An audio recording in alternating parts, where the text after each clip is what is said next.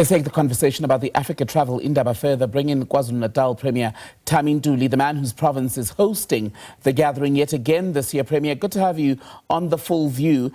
What are you hoping KZN will walk away with at the end of the 3 days? Well, good evening, Tembegile, to yourself and the viewers at home, and thank you for having me.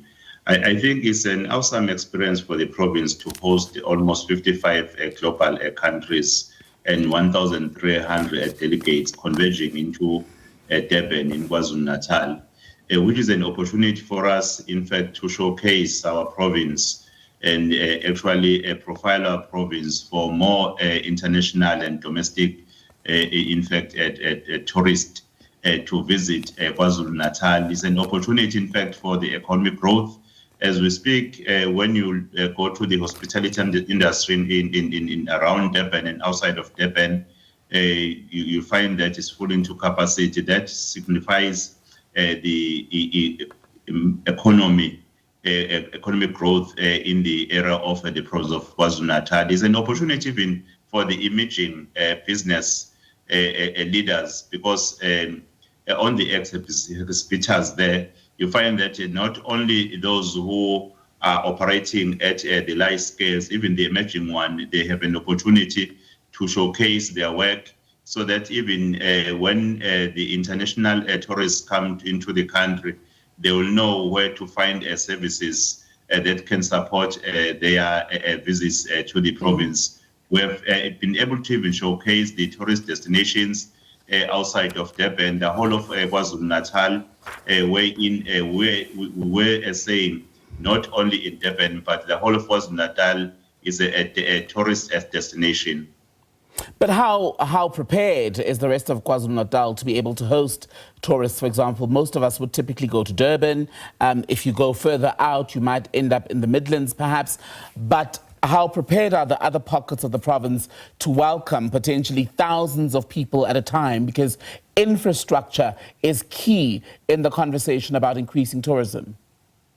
In 2024 alone, we're able to attract 620 international tourists and millions of domestic tourists into the province of KwaZulu-Natal, yielding almost 2 billion rands of investment into our province, because of a collaborative effort through ensuring that the infrastructure that is there in the province, in fact, is friendly to the tourists. Even the development that is currently taking place on the infrastructure, the major resorts that are being erected in the province, they are all an infrastructure that seeks to, in fact, make tourists visits friendly in the province. We are taking care of our oceans, though there are areas of attention, but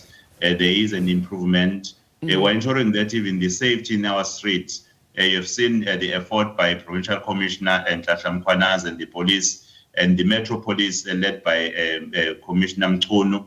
The work, the investment that we have made to ensure that we up the game in terms of ensuring that tourists are safe, rendering all the tourist sites quite safe for the tourist visits. And you touch on two important issues, right? Durban, firstly, as the anchor, the place of arrival, especially for many people arriving from other destinations beyond our borders, has been in the news. You yourself have spoken about the need to repair the eThekwini Metro. Recently, in the last year or so, many of us were shocked to see how the city had deteriorated, essentially. We're hearing that things are getting better, but it had been a concern. You mentioned the issue of crime. Are those the things that you are frequently asked about by the other African tourists and business people when they're looking to invest in KZN? Well, I must say, first and foremost, KwaZulu-Natal is a province that is open for investment. And there is quite significant work done in eThekwini. In particular, there was even the presidential eThekwini working group working collaboratively with the provincial government and the eThekwini Metro. We have seen places such as even the Albert Park now taking a new shape because of the mobilization of even the society to say if we want to present a safer KwaZulu-Natal, a cleaner KwaZulu-Natal, it's upon us as the citizen of the province to ensure that we take care of our province for the future investments and even the issue of the tourists coming into the province. The hundreds of cars introduced and technology used now by the police around the eThekwini, and even new recruits that graduated, they are all in fact measures to ensure that we improve services in eThekwini. And I'm quite confident that the major streets in eThekwini, they are receiving attention in terms of ensuring that they are clean. While there are still areas wherein work is being done to ensure that they are also made, in fact, to be as good, as attractive to even the tourists. But the tourists have the hospitality that is outside in eThekwini or in KwaZulu-Natal when they come. That is why I was citing that the number in 2024 alone, the international tourists, 620,000.